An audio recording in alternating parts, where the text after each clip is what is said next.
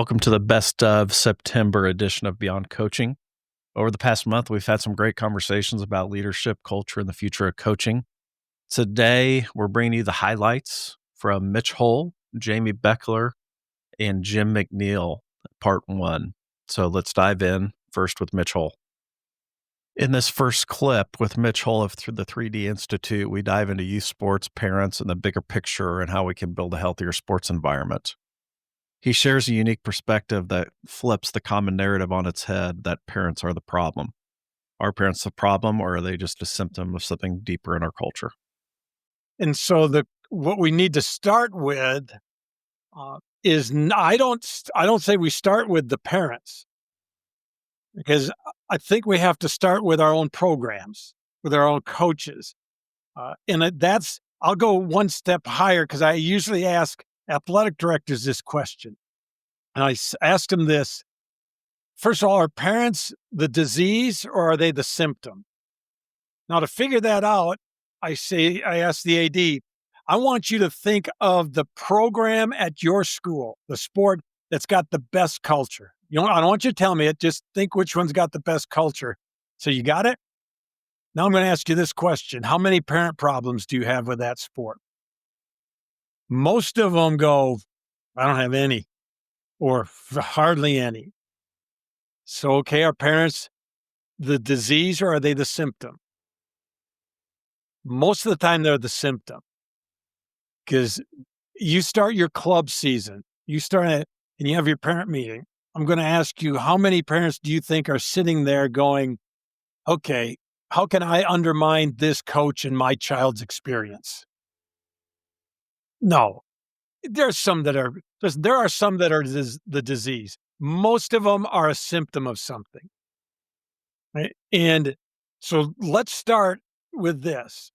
If we can get the culture in our sport right, we're going to have a lot less parent problems.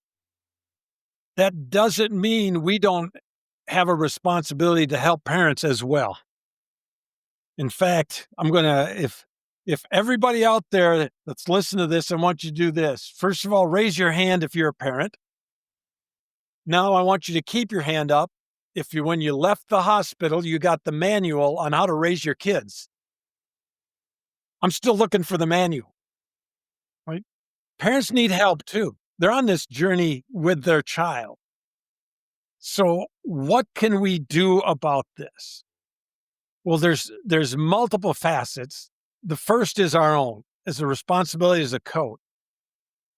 We got to help parents value what we do beyond playing time. If we're not communicating with parents, if we're not doing things that help their child be a better person, then the only thing we're giving them to judge us on is playing time. That's the only thing left. Mm-hmm. And we all know this, especially if you're coaching a team sport where you have to make those decisions. There's never enough playing time to solve the issue. You can't do it with playing time. It's impossible. Because we know this, to give one kid more playing time, what do we have to do? What do we have to do? Take it from somebody else. Yep. That's the only way. It's a fixed number. And which is why AD Insider magazine did a survey and they asked ADs and coaches this question: when confronted by parents, it's normally about what? It's never taken a group of coaches longer than 2 seconds to tell me the number one answer. It's playing time. It's double the number 2, which was child's role on the team, which could be code for playing time, by the way. And then it's absolutely. And then it was perceived favoritism, child complaining to the parent, and then there's 6 of them. The bottom 2 were this: my coaching strategy and knowledge, and then win-loss record. Now, the coaching strategy was 8%. Win-loss record was 4%. That's it. That's the other ones, playing time was like 50% or better.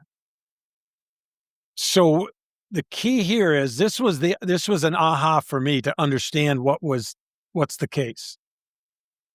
It took a while, but then I looked at that, and what is that survey telling us? It's telling us this: every parent cares more about their child's experience than they care about the team's performance. Right or wrong, I'm not judging that. That is reality by a long shot. And so are we focusing on each one of those kids on our team? Are we focusing on their experience? Or are we just focusing on the game? In this last clip from Mitch, he talks about the deeper issue of how do we as coaches and parents react to wins and losses and how that shapes whether kids stick to sports at all. Mitch explains why nearly 70% of kids walk away before high school. And then we have to model that as well. How you react is more important. And mom and dad, remember this.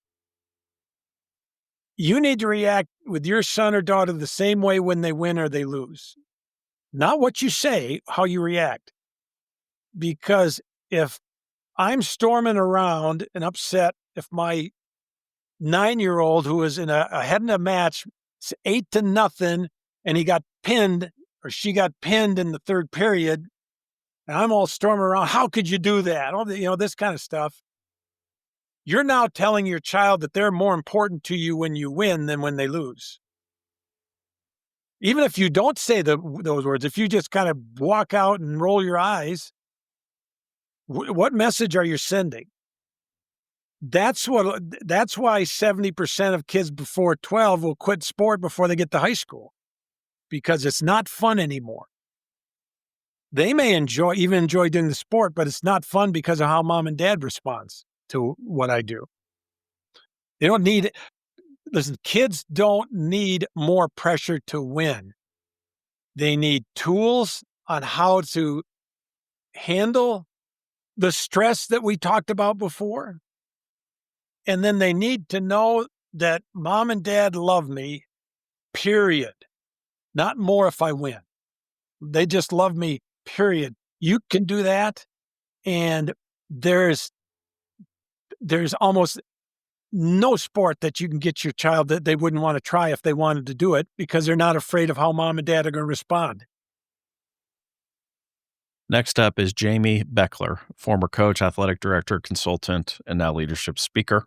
He brings an honest look at the realities of coaching administration, the gap between theory and execution, and the challenges of handling team dynamics when emotions run high.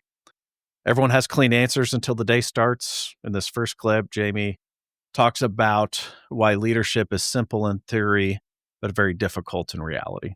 And then you jump back in as an interim AD.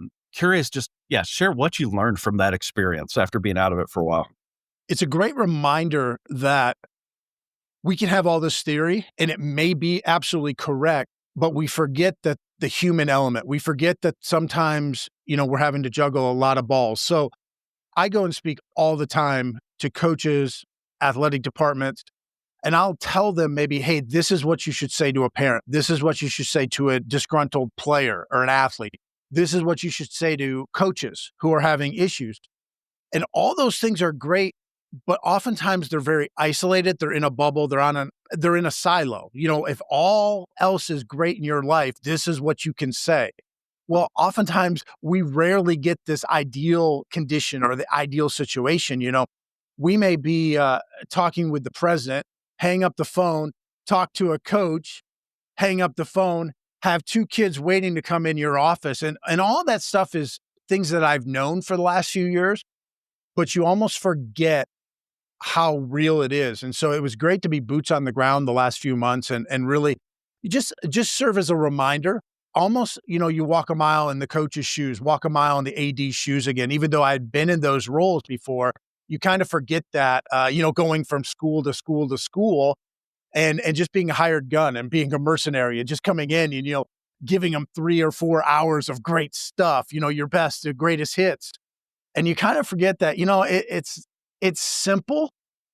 The stuff I'm saying is simple. Being an AD is simple. Being a coach is simple, but it's not easy at all. Yeah. The stuff, sometimes it's just very simple. And people are like, well, sometimes those who do, and those who can't consult. And it's not that I can't do this stuff. It's just I don't want to do this stuff. I don't want to have to deal with this stuff all day long. So it was a good reminder of walking a mile in the shoes again and just getting back to that. So that some of the stuff I say is simple sometimes, but it's not easy to execute, especially when emotions and all different kinds of things are hitting you. In this last clip from Jamy, he talks about a real world scenario he dealt with when he was expecting 2 athletes and 12 came in to complain and meet. He talks about how he reset the room, managed emotions, and chose a path that actually moved things forward. Thought I was meeting with 2. The whole team shows up. Let's trade stories here if you don't mind. How'd you handle it? As much as you can share without breaking. Yeah, the meeting started about 5 minutes late because it took me about 5 minutes. I was bouncing it off the 2 assistant ADs who were going to be meeting with the 2 athletes as well. The 2 captains, I should say, of this team. And pretty much not the entire team, but a large part, about 12 people came in on a team of about 20. And it took me about 5 minutes to make a decision because I wanted to go through. I don't like taking too long to make a decision because, sometimes perfection can be the enemy of good and we overanalyze. But I wanted to go down the rabbit hole of practically what are some of the worst things if I turn this whole team away. Mm-hmm. And what I ended up deciding was, all right, if I turn this whole team away, there's probably going to be a number of these players that have grievances that they're going to complain about. And knowing the history of the program, I felt like, you know what, let's address these head on. And so we decided, we had a conference room there. We decided to go in. Now, what I did was I addressed mainly the 2 captains. Mm-hmm. I wanted the 2 captains to be the ones that talked the most. And I told them to start off with the whole team. I said, I wasn't expecting this. I'm a little frustrated that all of you would come in because this does look like, and then what I did was I didn't tell them what it looked like, but I asked them, what does this look like if you were in my position and nearly the whole team comes in, what would you be thinking as the head coach? And I wanted them to get to the point of almost like a witch hunt, almost like a bunch of people showing up at the gates with, torches and stuff. And they kind of understood that. It doesn't mean that the meeting was perfect, but it was really just an air your grievances type thing. Yeah. And, so we went down point by point some of the things and without getting into details, for the most part, it was a very good meeting. Those 2 captains really saw things differently and had a better perspective. But there was 2 young ladies in the meeting that didn't talk a lot, but they said a few things and they did not like the meeting. So it was, we addressed some of the issues that were brought up and then it created some other issues. And so you can't be perfect sometimes. And so, but when you have 10, 12 people that you're talking to, there's bound to be somebody that doesn't like what you say or doesn't like that you didn't spend enough time on something that they said. Our last guest of the month was Jim McNeil from the U.S. Naval Academy. He's a coach, mentor, and author of the new book, Crucibles. He unpacks why the Academy functions as a true leadership lab, why high achievers need position to fail and fail fast, and how internal standards beat external scoreboards. In this first clip, he explains why midshipmen judge every adult on campus as a leader first and not an instructor or coach, and how that pressure turns the Academy into a true leadership laboratory. The leadership class, and I think in one of the podcasts I listened to, you described the Naval Academy as a leadership laboratory. So talk about the class you teach and what does it mean to be a leader? Like, what is that? I think you hear it and it sounds great, but in practicality, what's going on that makes it a laboratory? All right, let me. I'll tell you about the class second, but I've got a really good example of it being a leadership laboratory, especially as it applies to sports. And I hadn't really thought of this, but one of the young ladies I was mentoring, she was a volleyball manager, and we were talking, and with the kids that I mentor, it isn't, every single kid has different things they want to talk about. Some it's school, some it the physical stuff, some it's their sports, some it's relationships, some say, what are we going leadership. I mean, they they need someone to talk to. And, I guess I'm a kind of a sympathetic ear, but so she had some frustrations with what was going on her team. And she had just a really incredible statement. She said, what these coaches around here don't get is that when we look at them as leaders. We look at everybody that we interact with at the Naval Academy as a leader, and we're judging them not about X's and O's or how good they can teach us calculus. How are they leading us? Because that's what we're supposed to be doing when we get out there. And she's out in the fleet now on a ship and, doing great. But I thought, you know what? That is so true.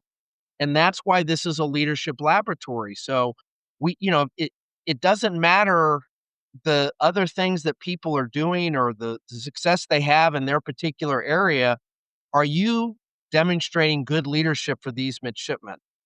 And now the fortunate thing, and this is just leadership, general leadership 101, you don't have to learn from a good leader. You learn just as much and sometimes more from a bad leader. Absolutely. So not only are you learning from the good leaders around here, you're learning from the bad leaders. So, and what I tell the midshipmen is no one is going to hand this to them. No one's, they get a diploma, but they don't get a leadership style handed to them also. So their 4 years, it needs to be focused on, hey, when I get out there and stand in front of my troops, am I the best possible leader that I can be?